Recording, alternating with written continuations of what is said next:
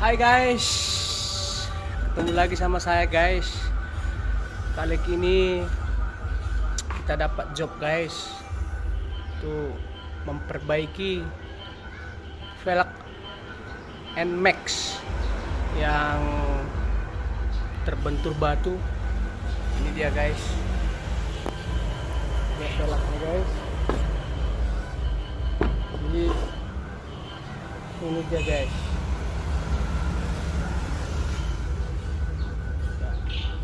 Baling ada beberapa titik guys, ini juga kena guys, ada 2 titik. Nah ini juga guys, ada 3 titik guys. Yang paling parah guys, ini dia guys, yang paling parah ya ini. Oke guys.